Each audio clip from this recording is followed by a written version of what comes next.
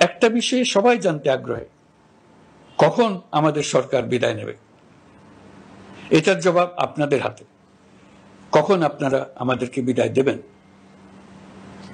আমরা কেউ দেশ শাসনের মানুষ নই। আমাদের নিজ নিজ পেশায় আমরা আনন্দ পাই। দেশের সংকটকালে ছাত্রদের আহ্বানে আমরা এই দায়িত্ব গ্রহণ করেছি। আমরা সমস্ত শক্তি দিয়ে এই দায়িত্ব পালন করব। আমাদের উপদেষ্টা মণ্ডলীও এই লক্ষ্যে উদ্বুদ্ধ হয়ে সবাই মিলে একটা টিম হিসেবে কাজ করে যাচ্ছি। কখন নির্বাচন হবে সেটা সম্পূর্ণ রাজনৈতিক সিদ্ধান্ত, আমাদের সিদ্ধান্ত নয়। দেশবাসীকে ঠিক করতে হবে আপনারা কখন আমাদেরকে ছেড়ে দেবেন। আমরা ছাত্রদের আহ্বানে এসেছি, তারা আমাদের প্রাথমিক নিয়োগকর্তা। দেশের আপামর জনসাধারণ আমাদের নিয়োগ সমর্থন করেছে। আমরা ক্রমাগতভাবে সবাইকে বিষয়টি স্মরণ করিয়ে যাব, যাতে হঠাৎ করে এই প্রশ্ন উত্থাপিত না হয় আমরা কখন যাব। তারা যখনই বলবে আমরা চলে যাব। আমরা সংস্কারের অংশ হিসেবে নির্বাচন কমিশনকেও সংস্কার করব। কমিশনকে যে কোনো সময় আদর্শ নির্বাচনের জন্য প্রস্তুত রাখব। আমরা বিভিন্ন সংস্কারের কাজ শুরু করেছি।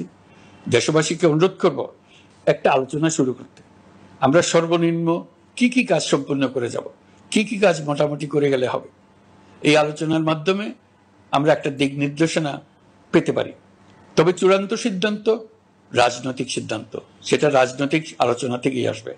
এই দিক নির্দেশনা না পেলে আমরা দাতা সরকার এবং আন্তর্জাতিক অর্থনৈতিক প্রতিষ্ঠানসমূহের সঙ্গে আলোচনায় দৃঢ়তার সঙ্গে অগ্রসর হতে পারছি না। আমি নিশ্চয়তা দিচ্ছি, আমরা আমাদের পক্ষ থেকে মেয়াদ বৃদ্ধির কোনো প্রশ্ন তুলব না। আমরা আপনাদের সকলের দোয়া চাই। যে কদিন আছি সেই সময়টুকু উপদেষ্টা মণ্ডলীর প্রত্যেকে নিজ নিজ সাধ্যমতো দেশের এই সংকটকালে সংকট উত্তরণে যেন নিজ নিজ মেধা সাধ্যমতো কাজে লাগাতে পারে। নতুন বাংলাদেশ গড়ার যে সুযোগ ছাত্র জনতার রক্তের বিনিময়ে আমরা অর্জন করলাম, আমরা আমাদের মতানৈক্যের কারণে সেটা যেন হাতছাড়া করে না ফেলে, এটা আমরা নিশ্চিত করতে চাই। এই সুযোগ এবার হারিয়ে ফেললে আমরা জাতি হিসেবে পরাজিত হয়ে যাব।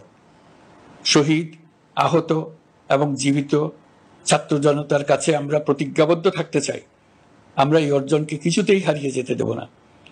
যে সুযোগ তারা আমাদেরকে দিয়েছে তার মাধ্যমে আমাদের দেশকে পৃথিবীর একটি শ্রদ্ধেয়, সকল দিকে দৃষ্টান্ত স্থাপনকারী দেশে পরিণত করতে আমরা শপথ নিয়েছি।